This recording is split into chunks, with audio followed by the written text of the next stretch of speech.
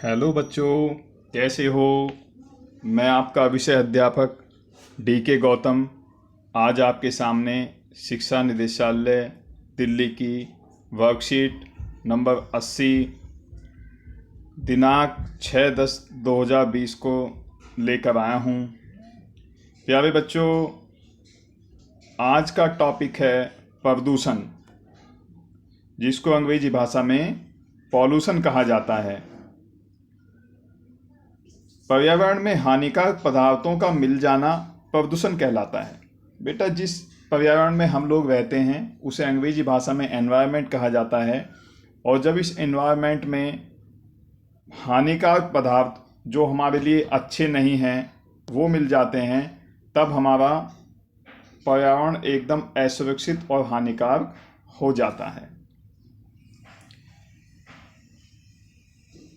यह भूमि, जल तथा वायु को गंदा करता है और उन्हें उपयोग के लिए असुरक्षित तथा अनुपयुक्त बनाता है। प्रदूषण से हमारे स्वास्थ्य पर तथा पर्यावरण पर बहुत ही बुरा प्रभाव पड़ता है। मानव के द्वारा बहुत सी ऐसी एक्टिविटी, ऐसी गतिविधियां की जाती हैं जो हमारे पर्यावरण को दूषित करती हैं। उदाहरण के लिए देखेंगे कि मनुष्य वाहनों से, कारखानों से निकलने वाले धुएं के कारण आजकल वायु प्रदूषण बहुत ज़्यादा बढ़ गया है। दिवाली के आसपास, दिवाली पर जो लोग आतिशबाजी अधिक करते हैं, इस पर भी दिल्ली सरकार ने अब बैन लगा दिया है कि आप आतिशबाजी कम से कम करें, और अगर करना भी चाहते हैं तो आप ग्रीन क्रैकर्स जो कि हमारे पर्यावरण के लिए उचित हैं, उन पटाखों का इस्तेमाल करें। प्यारे बच्चों, वायु प्रदूषण, जल प्रदूषण, भूमि प्रदूषण, ध्वनि प्रदूषण, ये प्रदूषण के 4 प्रकार हैं जो आपको बहुत ही ध्यान से और समझदारी से समझने हैं। इन सब ऊपर दिए गए प्रकारों को समझना अति आवश्यक है।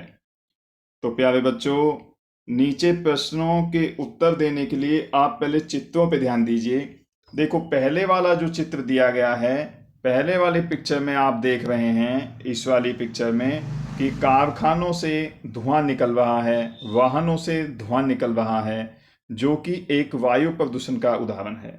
दूसरी तस्वीर में आप देखेंगे कि रेलगाड़ी से, हवाई जहाज से, लाउड स्पीकर से जो ध्वनि पैदा होती है और वो उतनी कर्कश होती है कि हमारे कान उसको सहन नहीं कर पाते, तो ये ध्वनि प्रदूषण का उदाहरण है। अगली पिक्चर में आप देखेंगे कि सीवर का गंदा पानी समुद्र, नदियों में, झीलों में डाला जा रहा है। खाली बोतल, कचरा, ये सब डाला जाता है, जिससे जल प्रदूषण होता है। और अगली चित्र में आप देखेंगे जो गार्बेज की गाड़ी हैं, कूड़ा उठाने वाली गाड़ी हैं, वो भूमि के अंदर कूड़े को डाल देती हैं, जो भूमि को हमारे प्रदूषित करता है। तो ये भूमि प्रदूषण का एक उदाहरण है।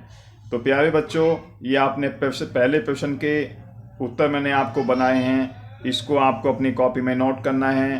दूसरा क्वेश्चन आता है, प्यारे बच्चों, अपने परिवार के सदस्यों के साथ दिल्ली में वायु प्रदूषण के कारणों पर चर्चा करें और उसे कम करने के कुछ तरीके लिखें। तो ये अपनी सूझबूझ का परिचय देते हुए अपने परिवार के सदस्यों के साथ बैठें कि दिल्ली में जो प्रदूषण फैल रहा है उसके कारण क्या हैं और इसके सुधारने के क्या तरीके हो सकते हैं। तो ये आपको करना है। इसी के साथ ये आज की वर्कशीट समाप्त होती है। बहुत बहुत धन्यवाद। थैंक यू वेरी मच बेटा।